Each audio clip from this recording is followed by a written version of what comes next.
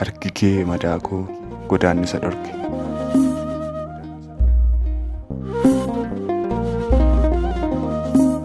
Maqaa Abbaa, kan Ilmaa, kan Hafuura Qulqulluu, Waaqa tokkoo.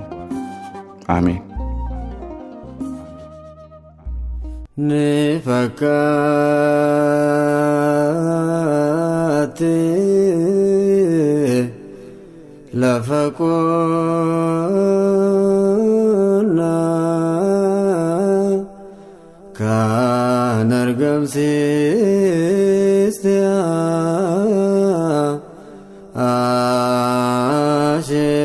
asheeta ni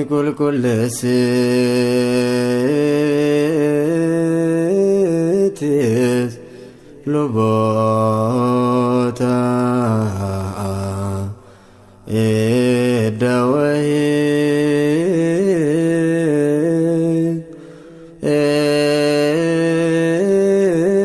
ene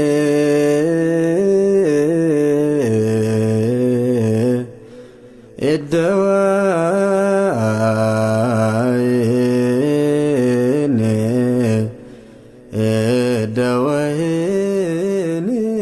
Harkikee madaakoo godaannisa dhorke.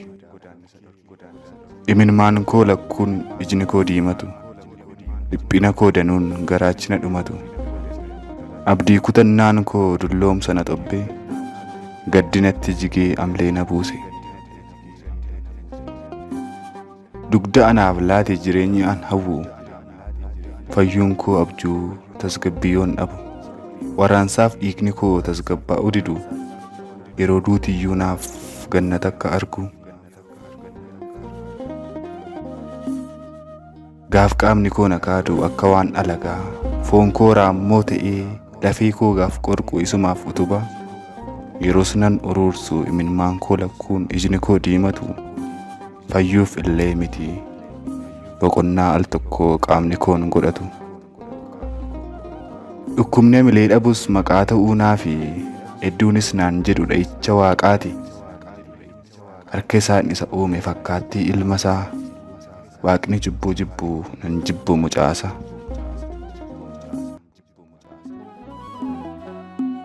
Yaadannoon koo si'ee yeroo hundaa naaf baastee tabeenya addaa.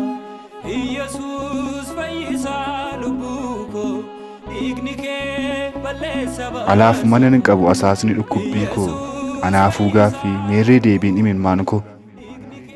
Lolaa maaliif ta'ee hin urkumoo kan koo, lakkii dachaan naaf deebi'uuf ture gaaffiin kan koo. Kanaafan abdadhaa Waaqni koo dhukkubbii koon oli, galatni koos kanaaf warra fayyaan oli.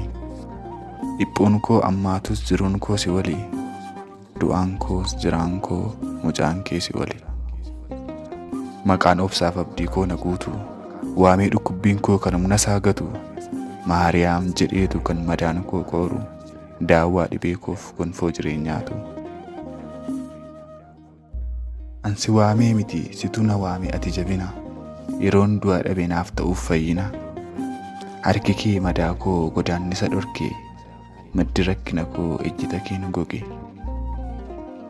Fayyinni koo si'in godaannisa malee, hojii kootiin tasa araarsummaa kee caale. Ofiif kanin yaadu caala haadhummaan kee, imimmaan koo coba galaana caale kan kee. Amman si yakkirristu anaaf yaade, amman si dheerra ifa fuula kee caale. Dhugaattati haadha harka koo xuriirra barruu kenna soorta, imimmaan badii koo aqaccaa fayyina koof soomta. Dhagaa ani darbu gubdee balleessita akkan taane daangaa, fuula ilma keetti araaraaf dhaabatta ati yeroo hundaa.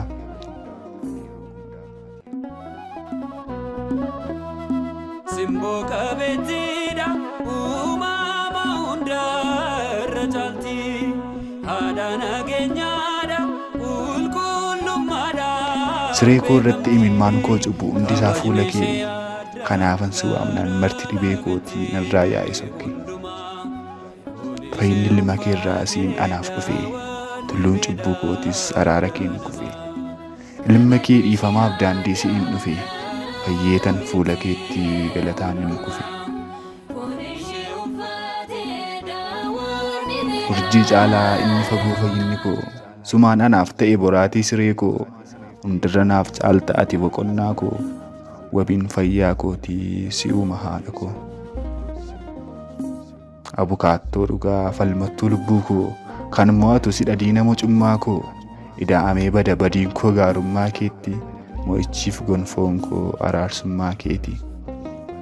Si'iin qabadhee biiftuun koo illixu fayyinni koo si'iin dungoo baraan iftu kanaaf arrabaaf harki koo galataaf sassatu ilma kee abbaa koof jilbi koo asagadu. Dhibee hundumaatiif madda daawwaasaadha biyyoon oobdii keetii beekaadhaaf qorsadha. Boquun namaa olii Maariyaam si jennaan kanaaf hunduu jedha atanaaf fayyina. Boquun namaa olii Maariyaamitti iyyinaan kanaaf hunduu jedha atanaaf fayyina.